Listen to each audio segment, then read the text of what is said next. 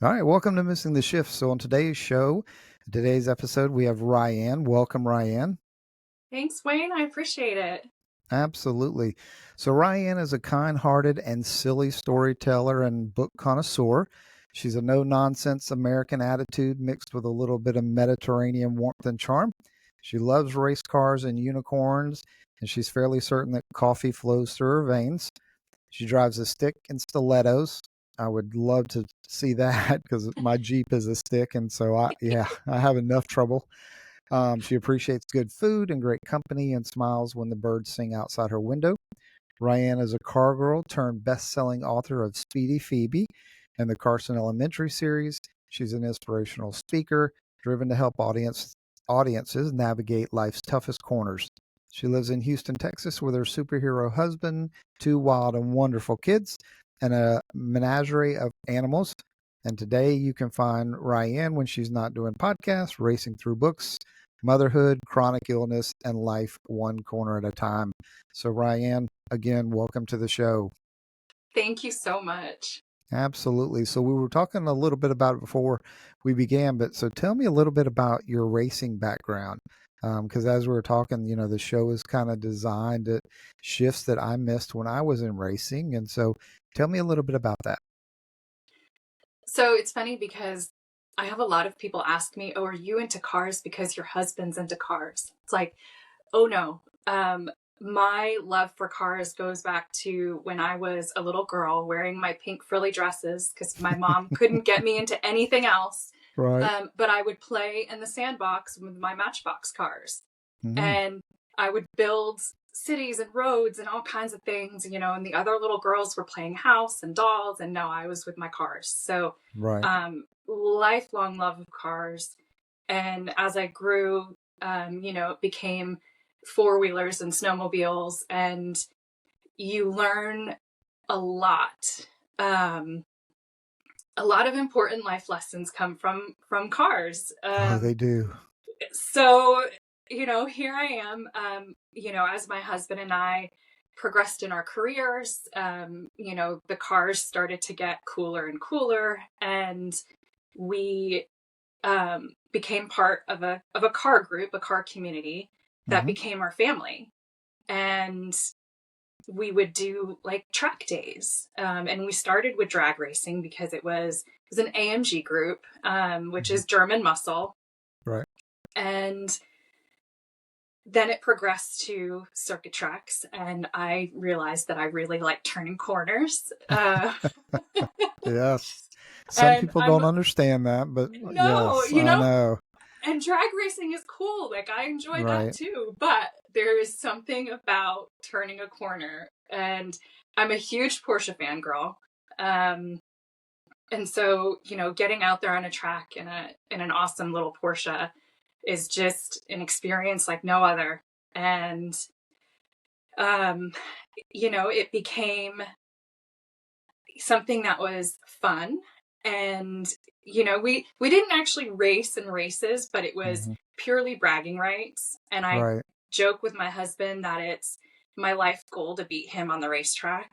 And I can usually beat him by like a tiny little bit in the morning. But then with my illness and my energy by the end of the day, like, he's just creaming me.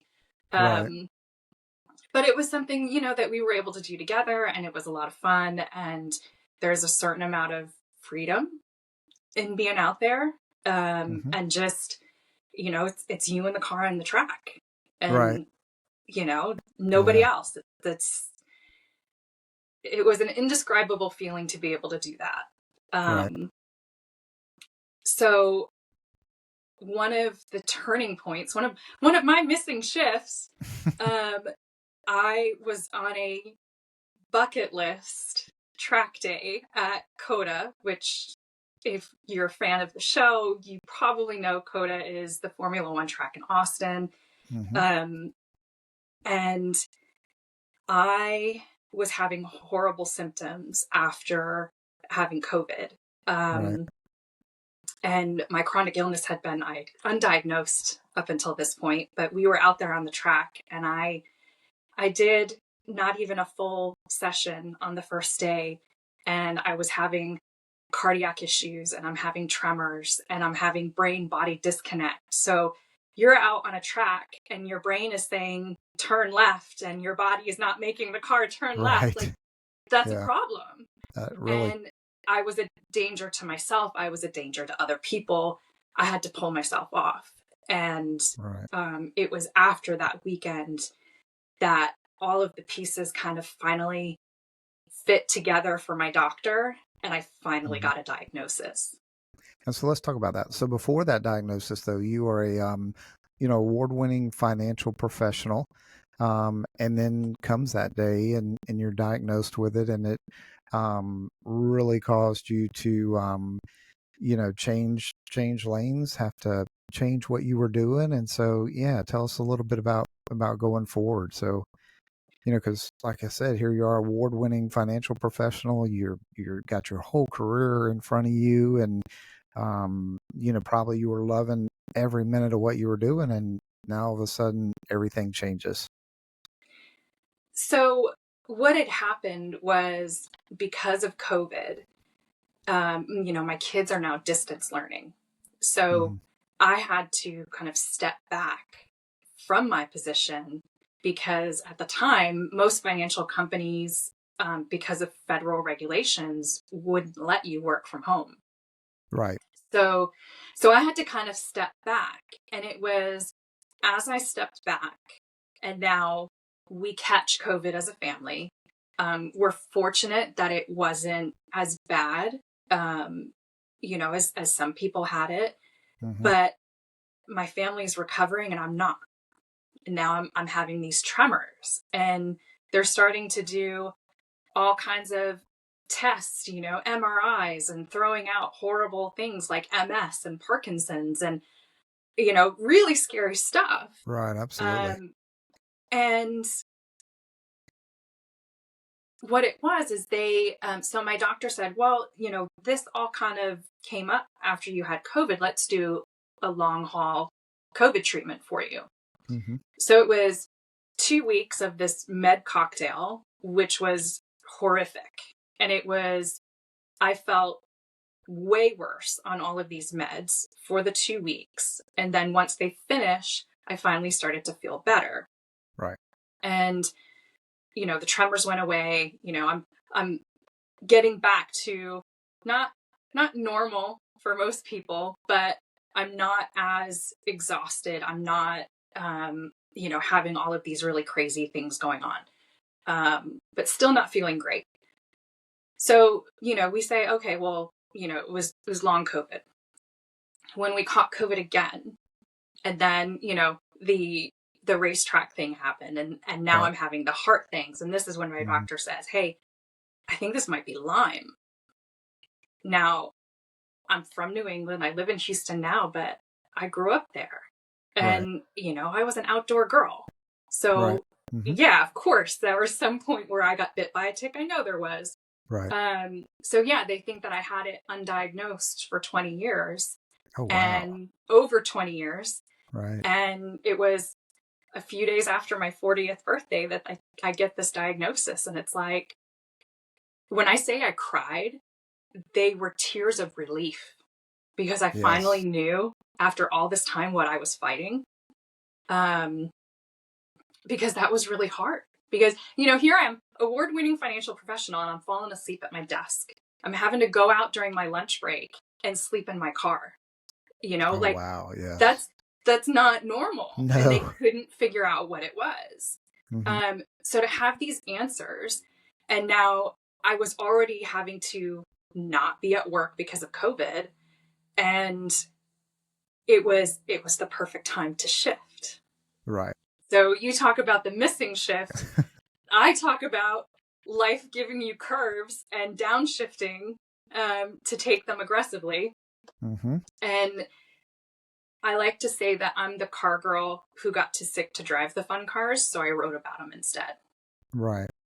And yeah, so we can, and so right, so now you're trying to figure out what to do, right? And so, you now turn to writing and becoming It an was, author.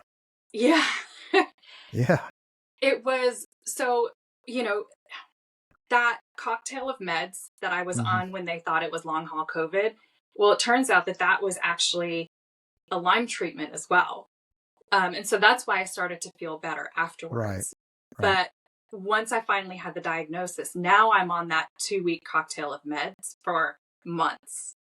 Mm. And you become hypersensitive to everything.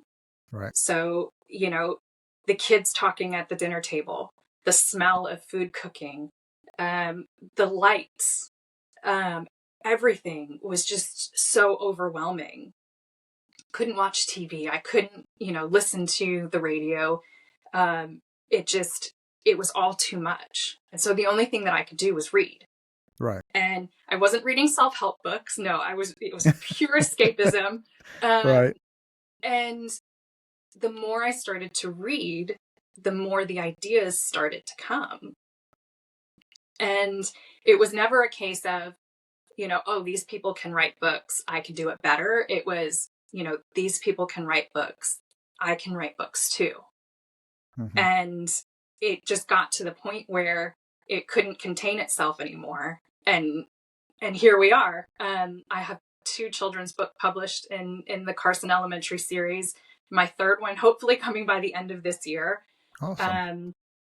And it's an incredible journey, and I'm incredibly grateful for it. Right. And so you have your own publishing company called TWU. And so what inspired TWU? And I'll let you tell what those are for. I've So, seen the website, but I'll let you tell that. So TWU Publishing, TWU stands for the Wannabe Unicorn, and my logo is a horse with an upside down ice cream cone on her head, and that's her horn. And it's unicorns are mythical creatures, and so are perfect people. Right. That was kind of the whole background behind it. So, it was TWU actually started. I was thinking about, being a coach and coaching people as I was going through all of this stuff myself. And it shifted. It shifted into books, and I still felt like TWU was the embodiment of everything I did, whether it was coaching or speaking or publishing. But that's kind of where it came from in the beginning, and Right. here we are. Yeah, absolutely. Now you said you do some inspirational speaking as well. I do. Okay. Any particular audience, or do you just? Well, I think my target audience really is women, especially moms who, feel like they're kind of in it, Right. and needing to be that perfect mom because of the appearance of, everybody on Instagram or social media in general, just portraying that perfect put together mom. And the reality is nobody is that perfect put together mom, or person in general. But, Right. I think we get so down on ourselves, and it's not necessarily that there's any external voices that are telling us this, but we tell ourselves, like, we should be doing better. We should be a better mom. We, should be a more functioning and more capable member of society. And the reality is sometimes getting out of bed is a success. Sometimes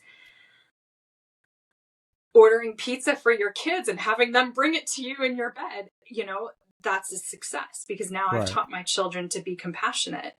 And that's not always an easy thing to grasp when you're going through it. Right. But that's the story that I wrote, the first Mm. Speedy Phoebe, she did have these external voices putting doubts into her head, and then she was, starting to hear her own voices of doubt. And she had to remember her strengths, and Right. she had to remember to be kind to herself. And I didn't realize it at the time when I wrote the book. I thought I was writing it for kids. I didn't realize that I needed to hear that message too. Right. Yeah. When my a little bit, so I do have some medical background. Spent 25 years as a paramedic firefighter outside of the car dealership and the NASCAR. And that's why part of why I started writing screenplays and production. The production company side is dealing with that loss, and it's there's something therapeutical about it when you just put your thoughts down on paper, and then you turn it into a story that other people like and enjoy and can learn from it. I tell people when they ask me what inspires me to write, I'm like, well, in every one of my screenplays, there's some little part of my life in it, and only I will see it. When the film comes out, only I will know it, but it's in there. And so, yeah, there is absolutely something therapeutical about that. And so I called it a motto, and I told you I was going to say it right. Your mission statement is fueling resilience and self-worth by empowering others to find joy in the journey and race for their dreams. So tell us about that. Like, do you feel that you in the beginning weren't racing for your dreams or what you were meant to do, or where did that inspiration for that come from? You know, when you're so sick you have to isolate yourself from your entire family, you you get, like I was talking about, those voices Mm, that inspire the doubt. right. And it led to some really dark thoughts and really dark days. And Oh I'm yeah. going to get emotional about this That's because okay. It's all right. um it was a really tough thing to go through. And if I can help even one person not feel that pain that I felt, um, then I will have succeeded. Right. And if I can teach one child to keep that joy and to, be kind to themselves and to be kind to others, even when they're not kind to them, it's, you know, inspiring a legacy Right. of, you know, just wonderful attributes in these kids. And so that's why my mission statement specifically says others Mm, instead of women or moms or anything like that, because I do feel like it's just as important to teach the next generation how to handle these curves that life throws you, that these missing shifts, right. all of this. Because if we don't teach them how to handle the bad, they're never going to appreciate the good. Yeah, absolutely. Yeah, I mean, well said, right? And I can only imagine too, because I mean, here you are thinking it's COVID and probably isolating yourself, and so the rest of the family doesn't get it. And yeah, I can't, especially back to back. That had to be a trying time for sure. Um, yeah. And so you sent a quote to me that you attributed to Mario Andretti, and it says, "When life gives you curve, downshift and take it aggressively." And that you felt like caused you kind of a mid shift between your illness and recovery, and kind of really resonated with you. What besides just writing, like where did you turn into um, feeling better about yourself, and how? So I love that quote because, to me, my illness and going from financial professional to author, that was my curve. Hmm. And me downshifting and taking it aggressively was becoming an author. And I feel like as car people, we understand that the downshift is where you find your power. Right. Right. Yep. And so by taking those steps back, by downshifting, I was able to take that corner that I never thought that I would have been an author in any lifetime. Okay. And that was the corner that life gave me. And I said it before and I'll say it again. I'm incredibly grateful for it. Yeah. So have you been in cars since then? Like, are you allowed to go? Probably not allowed to, but probably do. I can tell by that laugh right there. Yeah. To be honest, I have not been out on the track really since Right. Once or twice, and just not going anywhere near the level I had been previously, but just at least to get out there and have a little bit of fun. But we did just get a new little car, and it's funny because I love Porsche. I told you I'm a Porsche fangirl, and my character Phoebe is actually based on a 2008 base Cayman that I had and I tracked, and I was never the fastest one out there, but that car had so much heart, and like she took the corners like she was on rails, and it was always everybody out there in the more powerful cars, and they're looking at me in this little car that's just zipping around these corners, and they're like, okay. Yeah. So now we just got a little a Mini Cooper S that we modified. Okay. Because we were gonna like take it out on the track, Right. and we blew the engine. Not even on the track. You blew the engine. Not even on the track. No, not it was even like on the track. We were having problems with the dyno, and it didn't even make it home. So. Oh wow. Okay. But that's, I think, the funny thing, because cars give you that immediate feedback. You miss a shift, and it's going to tell you. You're not cornering properly. You're going to start to go into a skid. There's that immediate feedback. Right. And with life, that doesn't happen. And is it because we're not paying attention, or we just don't understand the signals that life is giving us? Whatever it is, our life gives us these clues. And sometimes it takes, just complete debilitation for us to say, oh, I needed to slow. Oh, I needed to make that turn. Oh, I needed to downshift. It's. Oh, absolutely. It's funny how, is it stubbornness? I don't know. Whatever it is, we miss it, on a regular basis until it like hits us in the face. So that's a really interesting thing about cars is, you get that immediate feedback. Right.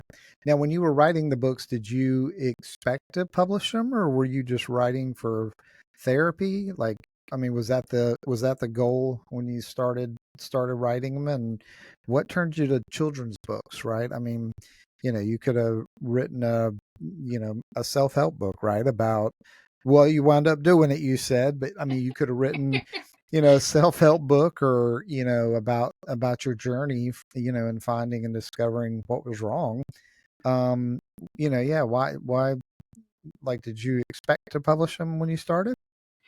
So my original idea, I actually had 2 novel series that are like floating in my head. And like I said, I was reading so much that the ideas just started coming, and I did start writing the novel series, but this children's book series just kind of took on a life of its own. And I said, okay, I need to put this novel series aside, and I need Right. to focus on this. And at that point, I had already been planning to publish the novel series, so why not publish the children's book series? Right. And I do actually have a nonfiction in the works. Okay. So it's coming. And again, Awesome. it's not something I ever would have imagined for myself. Right. And I have so much respect for authors and for everyone who does this for a living, and everyone who does it and doesn't make a living at it. It's just been super cathartic just to get it out, like you said, therapeutic. Yeah. So I don't see any reason to stop at this point. Right. Yeah, I've got you talk about, the respect. I've got a good friend who's an author, and when she'll like post on Facebook, she's got a new book, and then less than a month and a half later, she's got another one coming out, and I'm just like, I don't see how she does it. Writes them. I guess the thoughts are up there. I mean, it's the same with me in a screenplay. I mean, and so when the thought's there, you just start writing it. So now, Carson Elementary series, is that just a fictional elementary school? It is. Okay. Yeah, it is. I thought so. I just, yeah. Just to play on words. Just to play on words, right? Yeah. Yeah. I do that a lot. Inside the books, there will be just a bunch of car puns and silly things. Right. I wanted it to be fun for kids, but I also wanted adults reading it to the kids to be entertained as well.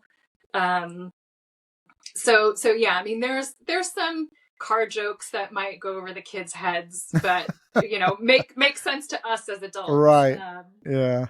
So yeah, we're laughing and they're looking at us like, okay, don't see it. Absolutely. So, I mean, you kind of talked about it a little bit earlier, but the podcast is about, missing the shift. And so how do you feel, the story that you're sharing, to me really doesn't, seem like, you missed the shift, right? I mean, you were thinking it was one thing and it turned out to be something totally different. How do you feel that it caused you to miss that shift? And you mentioned a friend who passed in 9/11 as yeah, well. Yeah. the reason I mentioned that was because I feel like every day we miss shifts, right? Right. Big ones, little ones, they're always there. And it might be, oh,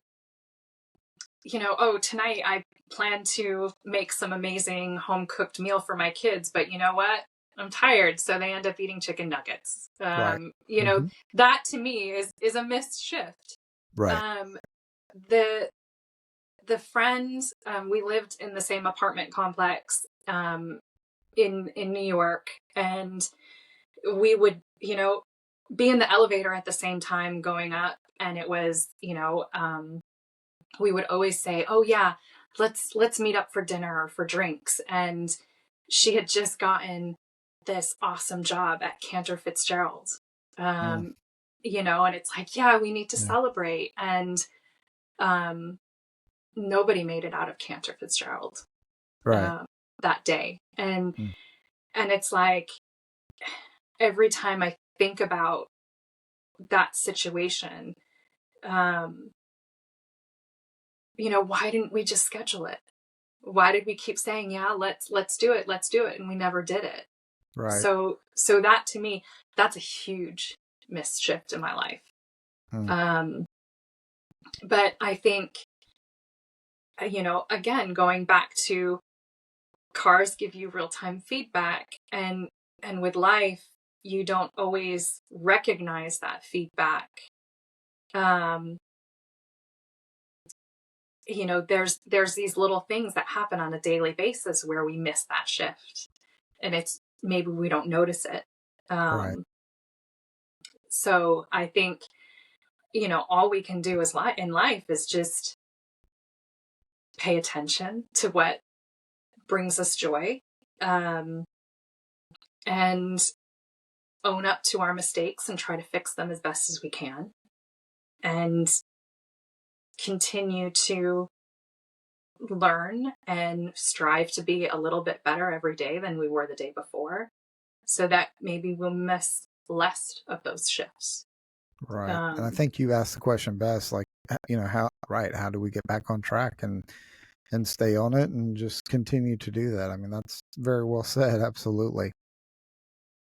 Yeah. So now how do you give back?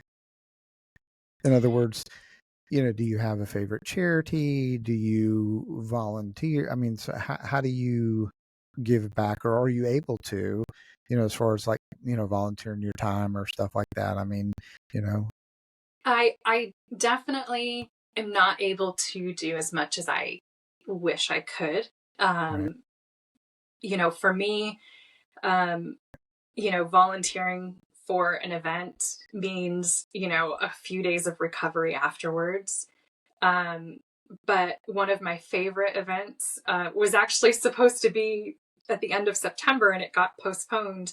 But it's a charity track day, and it benefits. It's called Drive for Kids, and Right. it benefits two different children's charities. And I sell books for retail price. Mm-hmm. And people can choose to either take that book home, or they can choose to donate it to the charities. And then I donate proceeds from the book sales as well. So, it's always an awesome day. And to just be surrounded by the car community and having everyone there enjoy the books and, purchase books for donation, and then being able to give them to the kids and see them enjoy these books. It's just an absolutely amazing experience. And I, love every minute of it. So That's awesome. That's awesome. And so, if I'm looking to pick up the book, where can people find you? So I'm on social media. I have my website, TWU Publishing. I actually have a huge order of special edition books that are coming. They're being printed, and I'm super excited about them. Those I will put for sale on my website, and they would be signed and personalized copies. Otherwise, you can find them on Amazon. So, awesome. And we'll certainly go ahead. Yeah, you can actually find them at barnesandnobles.com. Pretty much any major book retailer, you can find them. That's awesome. And we'll put the links on our website as well, and so that people can find you. Anything you'd like to add as well? Any advice you'd like to give, or? I think my biggest thing is it's not so much about the shifts we miss. It's what we do to make it better afterwards.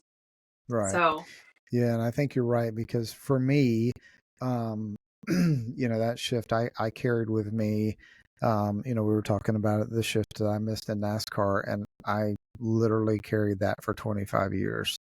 And it was just, certain events that would take place that would cause it to come back up. And, and those that, and even those that it affected would say, don't worry about it. I've let that go years ago. And so, I think that's the best advice that anybody can take from the show. Absolutely is you can make those mistakes and learn and just leave them right there and keep going. And, that's the only way to get past them. I think that's outstanding advice. Yeah. Well, and this is where the kindness to yourself comes in too, because I think that's something that we all forget. Like, it should be the most simple, basic thing in life is be kind to yourself. But it's also one of the easiest to forget. So, that to me is a really important thing too. We have to remember our strong points and to be kind to ourselves. Yeah, because if you continuously put yourself down, then you keep believing that as well. And yeah, absolutely. Well said. Anything else? Anything out there that you're working on besides 2 novels or 3 novels? And do you have another children's book coming too? And you do Yeah. So another one after that, or the so the third one is being illustrated right now, mm-hmm. and then there is Okay, at least one more in the series, and we'll see. There are still some other ideas, for a fifth book. right, Trying to bring in like all the different car brands. By inspiration, because I can't go out and say, oh, Phoebe's a Porsche or Leo's a Lambo, but right, they are yes, inspired by. right, yeah. You have to watch um that for sure. yeah, so trying to come up with different brands that inspire me in different ways, and seeing how I can bring them in, um as different characters and stories, and we'll see what happens. So at least four. Awesome. All right. Well, Ryan, thank you so much for being on the show. We greatly appreciate you sharing your story with us. And like I said, we'll put all our links on the website, and we look forward to what's coming in the future from you. And so I thank you really so much for appreciate being on it. the show. Absolutely. So Thanks, thank you. Wayne. Absolutely.